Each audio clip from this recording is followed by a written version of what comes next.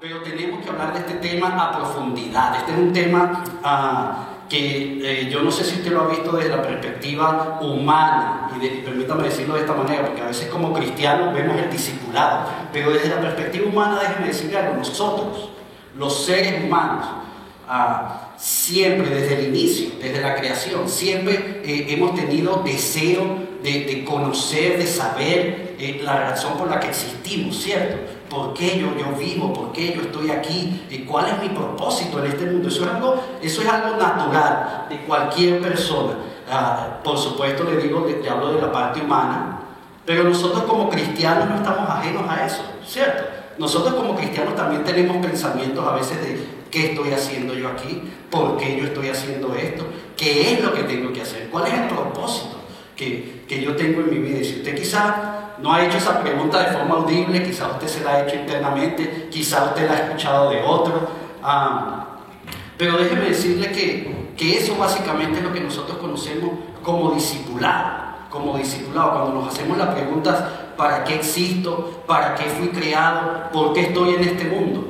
El autor de un libro que se llama Una vida con propósito, Rick Warren, de hecho él dice que fuimos creados para ser como Cristo, y Rick Warren, llama esto discipulado, creado para ser como Cristo. Muchas veces nosotros como cristianos se nos olvida eso en el día a día. Nosotros entendemos eso, estamos claros muchas veces con eso, lo conocemos, la teoría, lo practicamos muchas veces, estamos aquí en la iglesia, estoy hablando con los que están viniendo a la iglesia, lo practicamos, pero en el día a día a veces eso se nos olvida.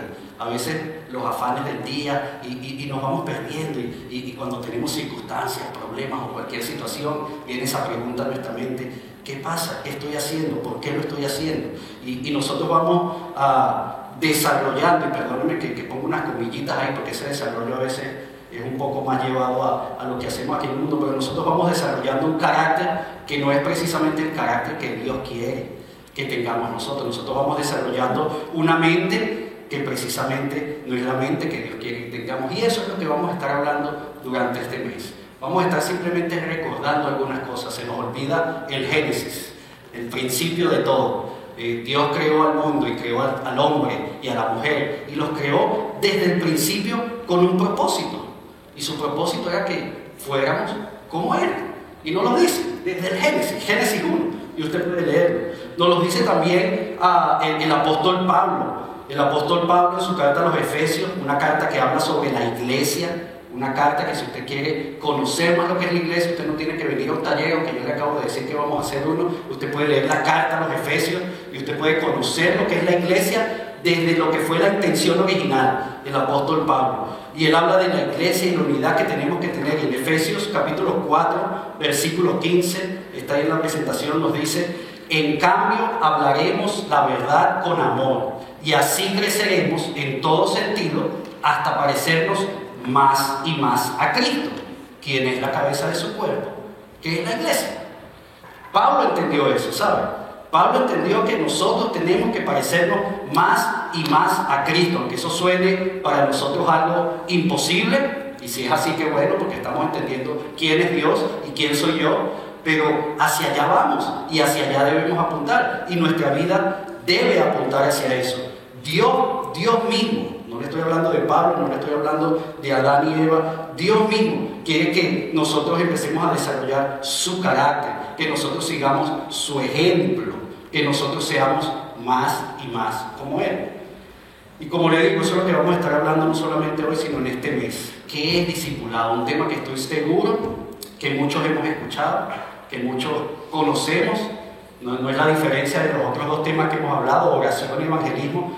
Son temas que la iglesia generalmente conoce, pero pienso que debemos estudiar a profundidad y hacer como dice la Escritura. Usted sabe, la palabra que utiliza la Escritura la Biblia dice escudriñar, y cuando dice escudriñar es que uno investigue profundamente y entienda bien lo que es eso. Y eso es lo que quiero que hagamos comenzando en esta tarde. Yo le voy a pedir que busquen la carta a los Romanos. Vamos a ver lo que nos dice Pablo al respecto. Vamos a ver en Romanos, vamos a ir al capítulo 8. Si usted se puede poner en pie, vamos a estar leyendo la palabra de Dios. Vamos a leer en Romanos capítulo 8. Vamos a leer los versículos desde el 28 hasta el final. Romanos capítulo 8, versículos 28 al 39.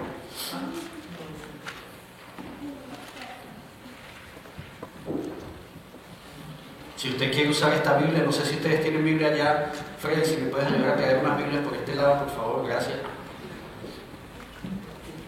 Nosotros tenemos esta Biblia azul, es una Biblia, la versión es Nueva Traducción Viviente.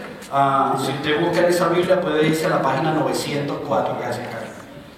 904, usted puede usar esta Biblia, si usted tiene otra está muy bien, use la otra que tenga. Nosotros siempre nos gusta revisar de hecho varias traducciones, recuérdense que las traducciones lo que nos permiten es entender mejor, es una bendición tener varias traducciones.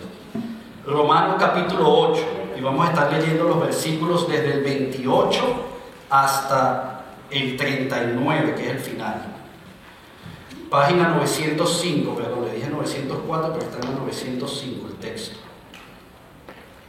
Romanos capítulo 8. Amén. Amén. Dice de la siguiente manera, desde los versículos 28 en adelante. Y sabemos que Dios hace que todas las cosas cooperen para el bien de quienes lo aman y son llamados según el propósito que Él tiene para ellos.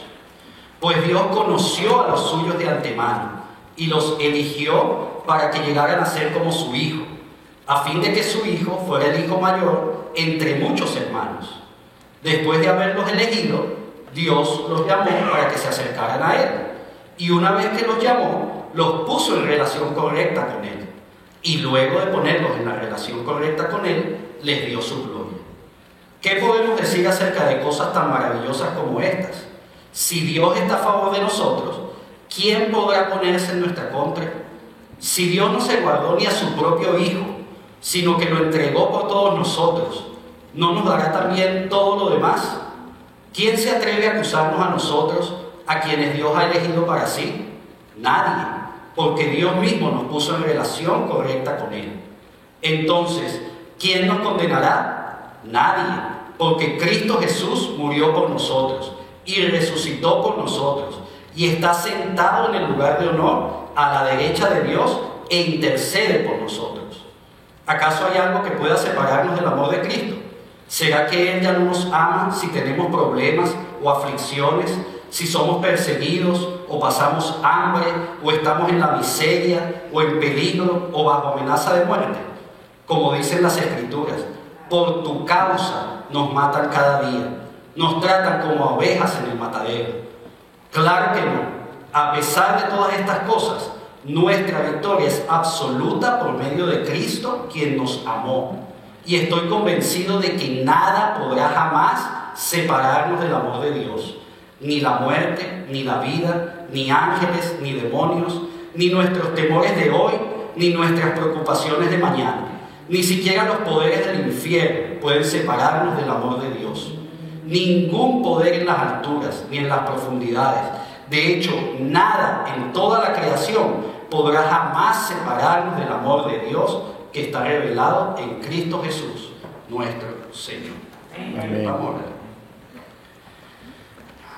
Padre, estamos agradecidos estamos, Señor. Nuestro corazón está agradecido por las cosas que tú has hecho por nosotros.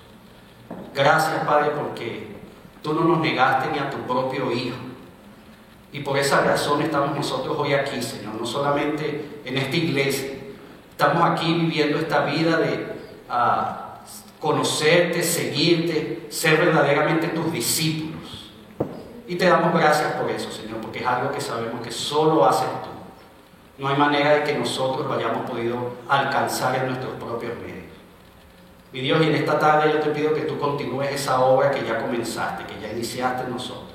Que tú continúes hablando en nuestras vidas, que tú continúes formándonos, que tú continúes mostrándonos la manera en que nosotros podemos llegar a ser más y más como tú, Señor. Gracias, Padre, por el privilegio, no solamente de ser creación tuya, ya eso es un gran privilegio. Tú nos creaste, nos diste la vida bios, la vida biológica, Padre, pero gracias por el privilegio mayor de otorgarnos la vida eterna, la salvación. Nos ponemos en tus manos, Señor. En esta tarde yo te pido que hables a nuestras vidas, Señor. Para cada uno de nosotros, lo que tienes en esta tarde, Señor, por favor, háblanos. como iglesia, Señor, también nos ponemos en tus manos, Señor. Tú nos has puesto aquí en esta comunidad, Señor, y queremos ser la sal y la luz, como dice tu palabra. Queremos hacer impacto en esta comunidad. Y eso es algo que no podemos hacer nosotros solos, sino a través de ti. Así que nos ponemos en tus manos en esta tarde, Señor. Gracias por este tiempo que nos das. En el nombre de tu Hijo Jesús pedimos estas cosas. Amén. Puedes sentarse.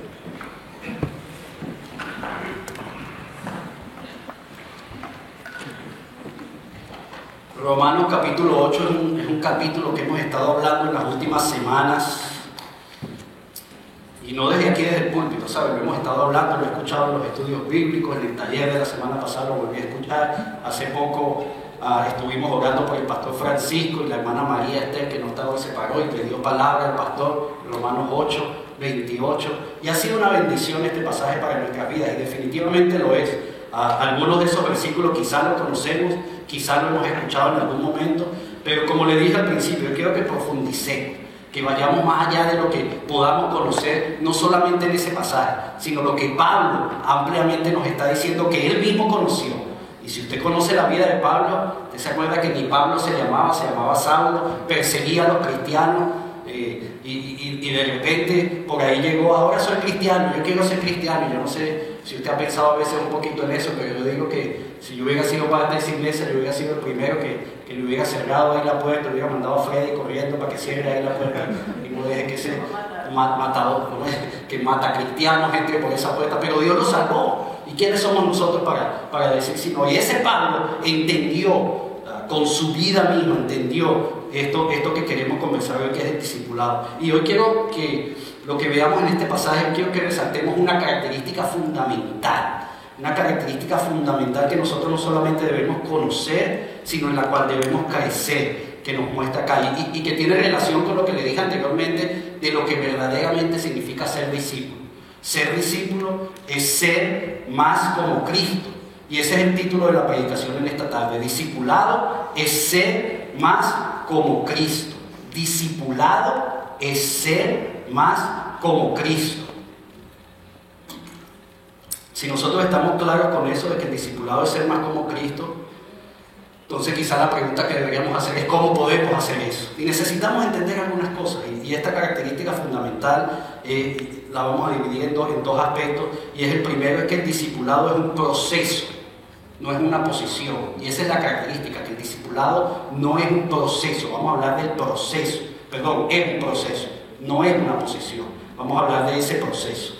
Y el segundo aspecto que vamos a ver de esta característica es que, como todo proceso, tiene sus altas y sus bajas. Necesitamos entender esto, necesitamos entender que el discipulado es algo que debe ocurrir en nuestras vidas de forma cotidiana, no es algo que sucede una vez y nada más. Ese es el primer punto. El discipulado es un proceso, no es una posición.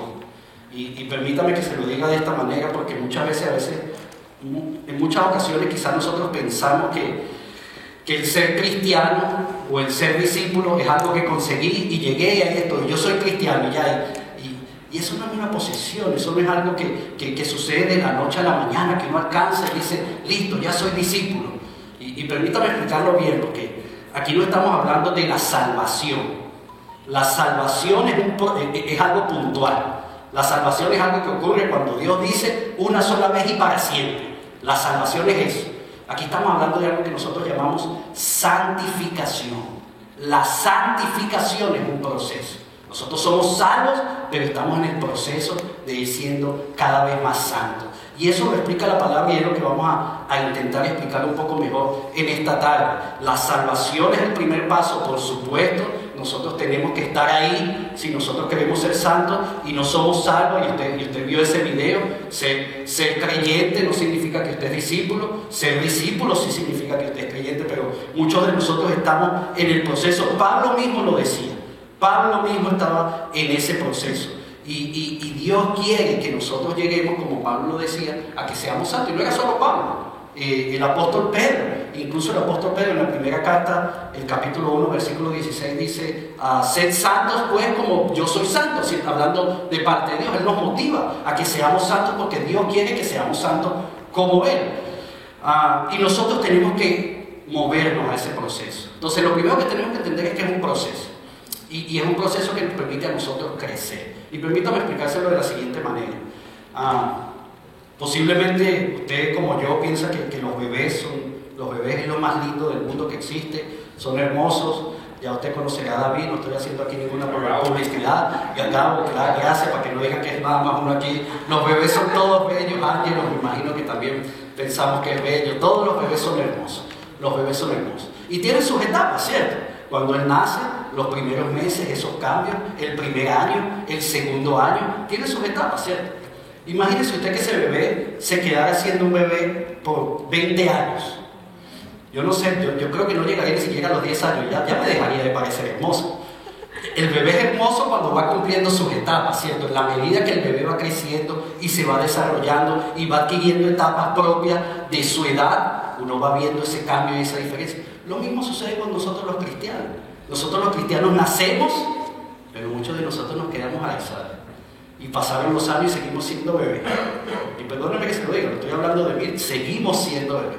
Y muchas veces nos cuesta crecer. Y ahí están nuestros padres, quizás espirituales, diciéndonos cómo y dándonos alimentos.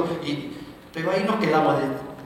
En cierto tiempo nos dejamos de ser tan bonitos, ¿sabe? Como usted piensa que podemos llegar a ser, aunque seamos cristianos. Y esto es lo que nos dice de entrada el apóstol Pablo, porque él entendió el capítulo 8 de Romanos.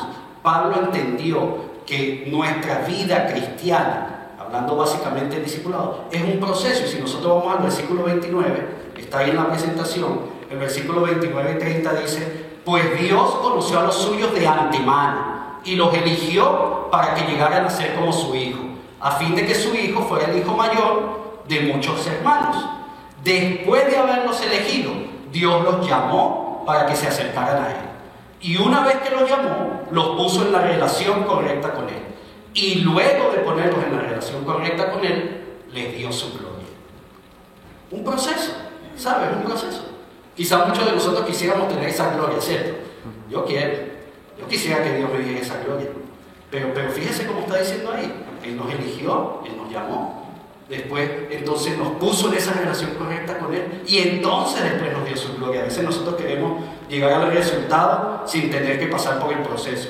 Por eso hemos estado hablando en las últimas semanas y en este principio de año de un movimiento.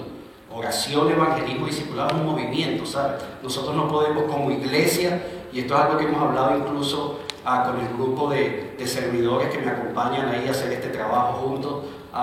Hemos estado hablando de que nosotros no hacemos programas, nosotros no hacemos actividades, nosotros tenemos que crear un movimiento que esté constantemente en acción, en movimiento, valga la redundancia, la redundancia.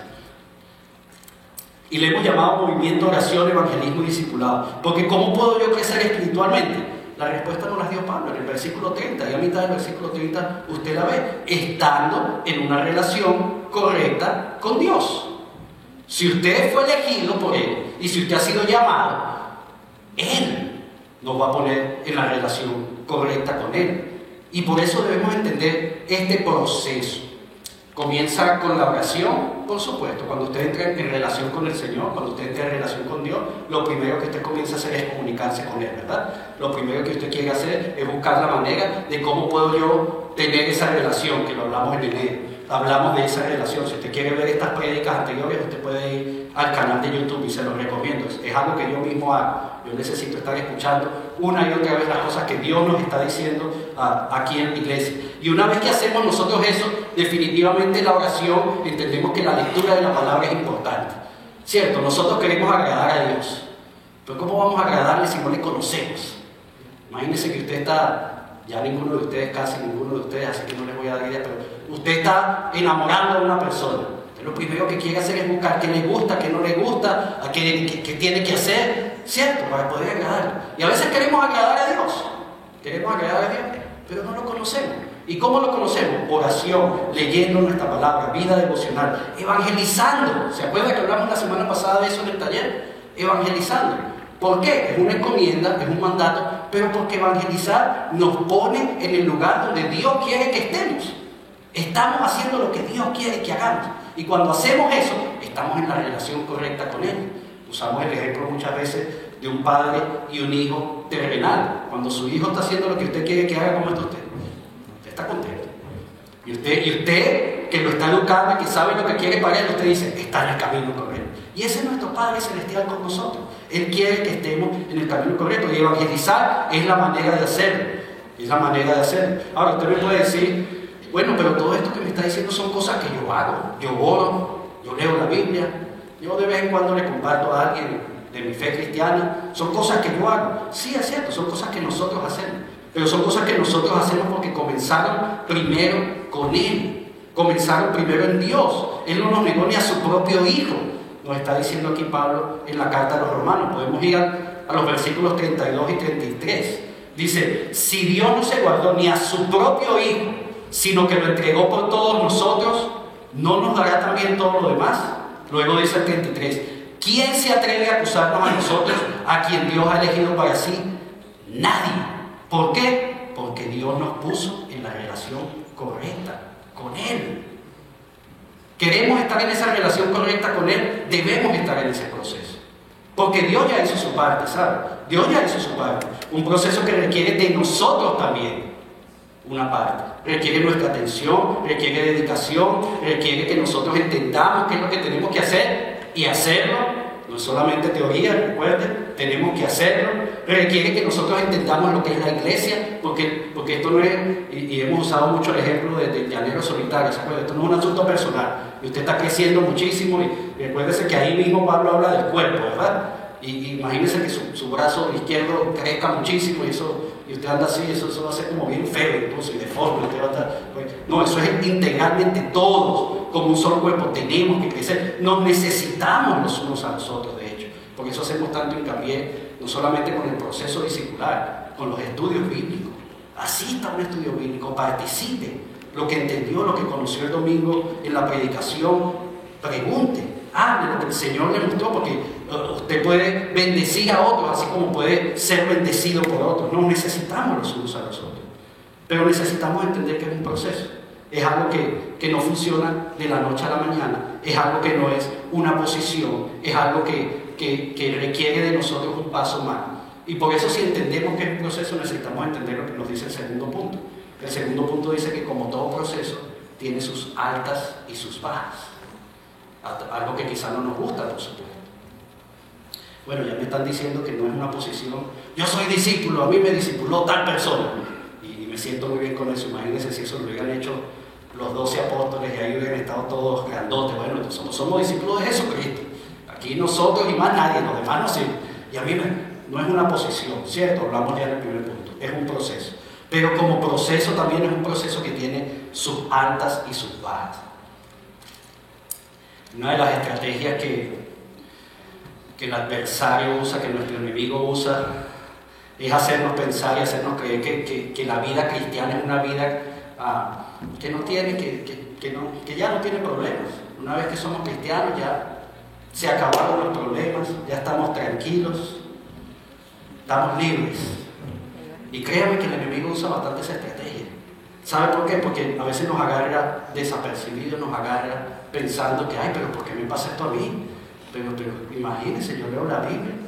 Y tiene relación incluso con lo que le dije anteriormente de que es un proceso. Muchas veces, si no entendemos que es un proceso, yo soy discípulo, yo soy cristiano, ya para allá, no me tiene que estar pasando nada. Entonces podemos pensar que esas altas y bajas no son cosas del proceso, sino es el enemigo, ¿sabes? Porque nosotros a veces le echamos la culpa al enemigo de todo, a unas cosas que él no hace. Y el enemigo está por allá haciendo otras cosas y eso es culpa de él. Eso es culpa, ay, me corté este dedo y eso es culpa del diablo, cualquier cosa.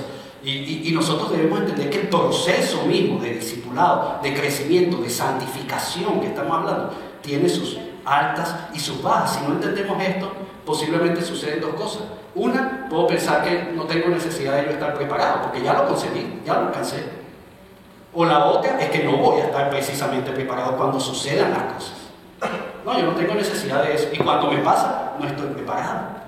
Y es un proceso, Fíjense cómo comienza el pasaje, el versículo 28. El versículo 28 dice, y sabemos que Dios hace que todas las cosas cooperen para el bien de quienes lo aman y son llamados según el propósito que Él tiene para ellos. ¿Cierto? Conocemos este versículo muchas veces, muchos de nosotros lo conocemos en otra versión. Y permítame hacerle referencia a otra versión, porque a veces es bueno ver lo que nos dice las otras versiones. En la Nueva Versión Internacional dice: ahora bien, sabemos que Dios dispone todas las cosas para el bien de quienes lo aman, los que han sido llamados de acuerdo con su propósito. Y dice exactamente lo mismo. Si usted lee la Reina Valera, dice exactamente lo mismo: y a los que aman a Dios todas las cosas le ayudan a bien, esto es, a los que son llamados conforme a su propósito. Dice lo mismo. La única diferencia que yo veo ahí es una comita, ¿sabe? Una comita que hay entre los que lo aman y los que son llamados. La Nueva Traducción Viviente nos habla de corrido. Si vuelve para atrás, por favor, en la presentación, la Nueva Traducción Viviente nos dice: todas las cosas cooperan para el bien de quienes lo aman y son llamados. Y eso es lo que nos está diciendo las otras versiones. Nosotros a veces pensamos que en Romanos 8:28 llega hasta el punto que dice: y a los que aman a Dios todas las cosas les ayudan a bien. Bueno, yo amo a Dios, todo es para bien, pero Él me dice que los que aman a Dios y los que son llamados conforme a su propósito. Y ese es el proceso.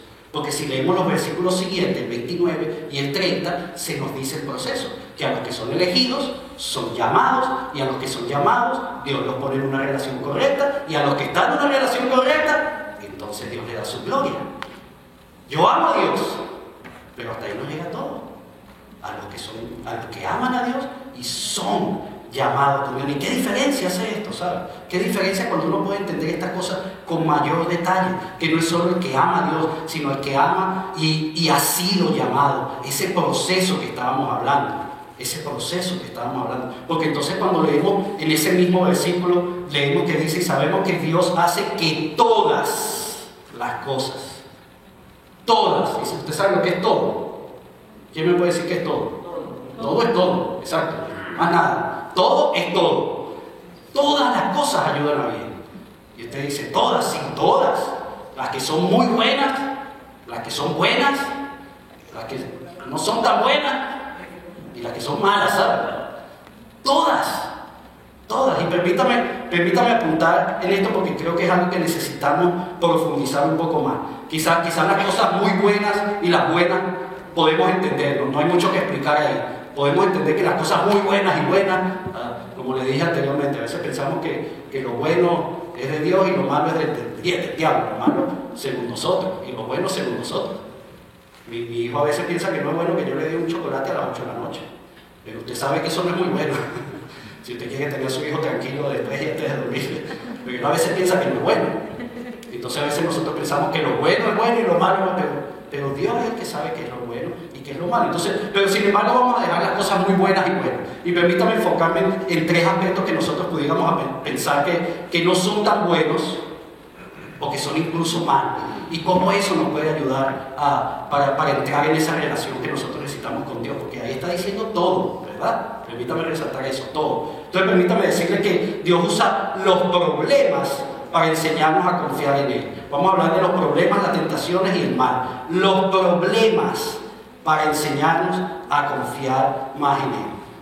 Como le dije antes, yo no sé si usted sabe esto, pero en la vida cristiana enfrentaremos muchos problemas, ¿sabe? Si usted no lo sabía, a partir de hoy yo pienso que por lo menos si algo quiere tomar de esta predicación es que usted pueda salir de acá entendiendo que todo lo que nos dice ahí el apóstol Pablo es para bien, pero que eso incluye nuestros problemas. Y Dios usa los problemas para enseñarnos a confiar en Él. ¿Y qué son problemas? Dificultades, pruebas, todo. Y nuestras preguntas siempre son: ¿pero por qué a mí? ¿Por qué me está pasando esto? Y nos quedamos ahí en ese estado del problema. Y recuérdense que tenemos incluso una predicación que hablamos que la pregunta no es ¿por qué? ¿Se acuerdan? La pregunta es ¿para qué? No es ¿por qué me pasa a mí esto? No, la pregunta es ¿para qué me está pasando a mí esto? Si estoy entendiendo que es un proceso, entonces ¿para qué me está pasando esto? ¿Qué quiere Dios enseñarme? ¿Qué puedo yo obtener de beneficio? Y Dios usa los problemas para enseñarnos a confiar en Él. Si usted está notando, o si usted tiene una memoria muy buena, o si quiere sacar fotos, pero recuerde esto: todos los problemas tienen un propósito. Todos los problemas tienen un propósito. Hay tantos aspectos y tantas áreas de nuestra vida que debemos cambiar, ¿sabes? Dios quiere que cambiemos nuestro carácter, que cambiemos nuestra manera de comportarnos, que cambiemos nuestra forma de hablar, manera de pensar, tantas cosas. ¿Y cómo usted cree que usted va a poder hacer eso? Cuando todo está bien, pero los problemas Los problemas son los que nos van a ayudar. Todos los problemas tienen un propósito. Todos los problemas. ¿Y cuál será ese propósito? Hacerme más como Jesucristo. Lo acabamos de leer que nos lo dijo Pablo. Que seamos más y más como Cristo. Y usted dice, ¿cómo puedo yo saber eso? Bueno, mire la vida que vivió Jesús. Jesús fue un buen ejemplo. Jesús nos puede mostrar claramente cómo puede estar en medio del problema. Yo no sé si usted pensó que una vez que Jesús tuvo problemas aquí en este mundo, pero Jesús tuvo problemas, ¿sabe? Bien serio. Y si nosotros queremos ser como Jesucristo, debemos aprender entonces de cómo hizo Jesucristo para lidiar con esos problemas. Probablemente yo soy de las personas que cuando tengo un problema, el mundo se acabó y me quedo ahí. Pero no es por qué, es para qué. Y recuerde que ese problema forma parte de un proceso. Recuerde también que Dios usa las tentaciones para enseñarnos a obedecer. Estamos hablando de las cosas malas. Recuerde que es todo, a los que aman a Dios, todas las cosas le ayudan bien y todo es bueno, muy bueno, pero también hay algunas cosas que no son tan buenas. Los problemas, las tentaciones. Y aquí yo creo que es importante definir la tentación. La tentación es una situación creada por Satanás. Y escúchame bien, la tentación es una situación creada por Satanás con la intención de perjudicar. La palabra a mí no me dice que Jesús nos tienta. Dios nos tienta, Dios nos pone a prueba. Y Dios usa las tentaciones. Claro que sí, eso es lo que estamos hablando. Dios usa las tentaciones para enseñarnos muchísimas cosas, enseñarnos principalmente a obedecer. Porque a veces nosotros caemos en la tentación y decimos, wow, el pecado, tengo la tentación aquí y el pecado llegó a mi vida. Pero la tentación no es un pecado, ¿sabe? ¿Y sabe por qué se lo puedo decir claramente? Porque si la tentación fuera un pecado, Jesús pecó. Jesús fue tentado.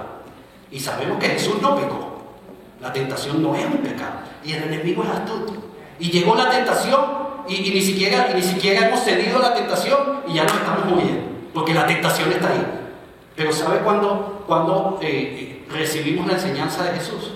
Cuando la tentación está ahí y nosotros tenemos la opción de seguir la tentación o de seguir lo que Jesús quiere que hagamos. Ahí está la diferencia y ahí nos enseña Jesús a obedecer. Y por eso es que todas las cosas nos ayudan a bien, porque cuando tenemos las cosas malas, como los problemas o las tentaciones, nosotros tenemos la oportunidad de creer. Claro, usted me puede decir, no, pastor, pero usted no sabe el problema que yo tengo. Es que mi problema es muy grande. Es que no, que usted no se imagina. Pero déjeme decirle algo, yo personalmente soy de los que pienso que el enemigo, que Satanás ha dejado de tener iniciativa desde hace mucho tiempo. Él sigue usando los mismos problemas una y otra vez. Y cualquier cosa que nos pasa hoy en día la vemos en la palabra que sucedió hace 2000 años, 3000, 5000 desde el Antiguo Testamento. Eso no, cualquier cosa que usted pueda estar pasando, que puede ser muy grande, no le digo que no, que puede ser muy grande. Pero ya esas son situaciones que Jesús mismo nos enseña, nos modeló cómo podemos enfrentarlas. Fácil, eso sí le voy a decir que fácil no es. Y se lo dije ya anteriormente, usted tiene la opción. Si nosotros queremos ser discípulos, estamos hablando de la predicación de discipulado, es ser más como Cristo. Si usted quiere ser discípulo, si usted quiere ser más como Cristo, usted tiene que entender lo que nos está diciendo Pablo ahí, que tenemos que parecernos más y más a Él. Tenemos que tomar buenas decisiones cuando tenemos problemas, cuando tenemos tentación. Pero por último, déjeme decirle que Dios usa incluso el mal que podamos recibir para enseñarnos a perdonar. Y usted dice, bueno, problemas es una cosa, tentación es otra cosa, pero aún el mal que nosotros estamos recibiendo y para enseñarnos a perdonar, sí, precisamente. Y ese no fue precisamente el gran ejemplo que nos dio Jesús. ¿Quién más que Él perdonó un mal que le hicieron, del cual Él no tuvo parte, del cual Él no tenía la mínima culpa? Y Él lo asumió, ¿sabe? Lo vamos a compartir hoy. Hoy vamos a conmemorar eso. Él se entregó y fue injustamente acusado, fue llevado a la muerte, fue maltratado. Y Él perdonó. Y Él hizo lo que tenía que hacer. Difícil, nuevamente. No va a ser fácil. Difícil sí. Que no va a ser fácil. No va a ser fácil. Para nada. Pero tenemos que soportar a veces el dolor que alguien más nos hace. El dolor de ver incluso a esa persona que me hizo tanto mal. Y sabes, eso es algo que tenemos en la iglesia. En la iglesia. La iglesia es el lugar para eso. Yo cuando estaba pequeño, no tan pequeño, cuando era joven, a mí me echaban mucha broma en la universidad y me decían, no, es que él se cree santo, él es santo porque él va mucho para la iglesia. Y yo no sabía cómo responder a eso, ¿sabes? Gracias a Dios que un día me alumbró la mente. Y yo dije, no, pero es que yo no voy a la iglesia porque soy santo. Yo voy a la iglesia porque necesito ser santo. Si yo fuera santo, ¿para qué voy para la iglesia? Y cuando yo entendí eso, poco a poco, uno entiende que uno viene acá, que la iglesia, en el seminario yo vi una materia que se llamó Iglesia como Comunidad Sanadora. Nada más por el nombre ya me inscribí en esa materia y me encantó. Porque eso es la iglesia. O usted va para el hospital a visitar a las personas a veces, va a estar un rato ahí, lleva a su hijo a pasear al hospital. Va al hospital cuando necesita, ¿cierto? Nosotros estamos aquí porque necesitamos escuchar de Dios y hemos entendido. ¿Saben? Nosotros tenemos que entender eso, que nosotros necesitamos ser cada vez más y más como Cristo. Es un proceso en el cual todos nos estamos involucrando, en el cual todos hemos querido intencionalmente ser parte, por eso estamos acá, pero es un proceso que no se limita a venir los domingos, es un proceso que no se puede limitar a 2 o 3 cosas por semana, llámenlo ustedes actividades, es un proceso que es de su vida. Es su vida, usted no es de una persona diferente cuando está en el trabajo, cuando está en el estudio, cuando está con su familia. Usted sigue siendo el mismo cristiano, el creyente que vimos en el video. Pero queremos llegar a ser discípulos, porque eso fue lo que nos llamó Jesús. Jesús nos dijo, la gran comisión usted la lee en todos los evangelios, ¿sabe? Mateo, Marcos, Lucas, Juan y hasta en el libro de Hechos. Usted lee la gran comisión. La más conocida es Mateo 28. Y Jesús nos dijo ir por el mundo y hacer creyentes. O ir por el mundo, predíquenla todo, que todo el mundo se convierta y gloria a Dios, y chévere, los vemos aquí en el cielo. No. Él dijo, hagan discípulos. Y con bastante detalle. Y enséñenle todas las cosas que yo los he mandado. Y yo voy a estar con ustedes, nos dijo Dios. Y eso es hacer discípulos. Y por eso es que nosotros como iglesia hacemos tanto énfasis, para que cada uno de nosotros pueda conocer. Nos necesitamos. Créanos, a los que hemos tenido el privilegio de formar parte de estos discipulados, créanos que a veces hay más bendición en darlo que recibirlo. Cuando usted dice que sí, y eso debe ser algunos que lo dieron, seguro. Amén. Y cuando usted dice que sí, usted nos bendice. Pues nosotros tenemos la oportunidad de volver a compartir ese discipulado, de volver a conocer lo que Dios está haciendo. Y usted puede haber leído un librito, nosotros usamos material para llevarlo, usted lo puede haber leído 10 veces, y en la número 11, Dios le va a decir algo, y en la 12 y en la 13, y es una bendición poder formar parte de esto que llamamos discipulado, porque necesitamos entender que discipulado es un proceso que tiene sus altas y sus bajas.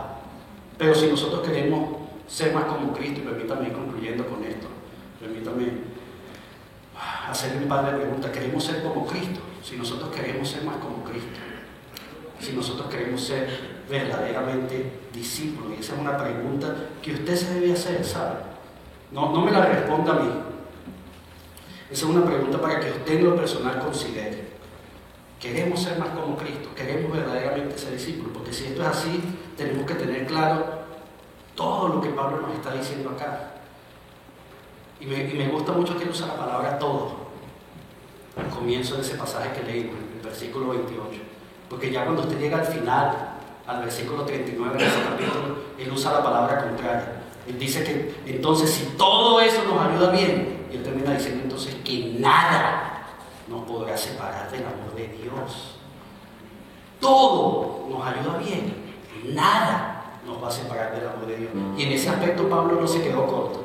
Quizás en todo no lo explicó tanto como lo estamos viendo en esta tarde, pero en nada sí sabe. Si usted lee los versículos 35 en adelante, si usted quiere conocer lo que Pablo exactamente está diciendo cuando se refiere a nada, los versículos 35 en adelante nos habla de problemas, de aflicciones, de persecución, hambre, peligros de muerte, cuando sintamos que somos como ovejas que son llevadas a un matadero, la muerte, la vida, los ángeles, los demonios, los poderes, los temores, las preocupaciones, nada, en toda la creación, termina diciendo el versículo 39, podrá jamás separarnos del amor de Dios que está revelado en Cristo Jesús, Señor nuestro. Cuando entendemos que todo es para bien, podemos llegar a ese punto, ¿sabe? Cuando usted se siente que usted está a veces más acá que allá, no, es que esta semanita estuve más en el mundo y hoy tengo que venir para la iglesia para ponerme otra vez más en las cosas del Señor. Cuando usted usted sienta eso, porque ese es un sentimiento natural. Como humanos lo sentimos. Recuerde que nada lo puede separar del amor de Dios. Pero eso es entendiendo que todo obra para bien. Todos los problemas tienen un propósito. Las tentaciones, el mal. No le voy a hablar de las cosas buenas, creo que no hace falta. Pero entendamos eso. Y sabe, ahí tenemos una victoria en Cristo Jesús, que nos da Pablo, el versículo 37. El versículo 37 nos dice claramente que cuando hacemos esto, recibiremos no solo su gloria, sino que encontraremos la victoria. La victoria. Usted quiere obtener esta gloria de la cual Él nos comienza hablando en los primeros versículos. El versículo 37 nos dice, claro que no. A pesar de todas estas cosas, nuestra victoria es absoluta por medio de Cristo, quien nos ama, quien nos llama. Ese pasaje en la versión más conocida dice, porque es que somos más que vencedores. Porque estamos en el equipo vencedor. No hay nada, créanme, no hay nada.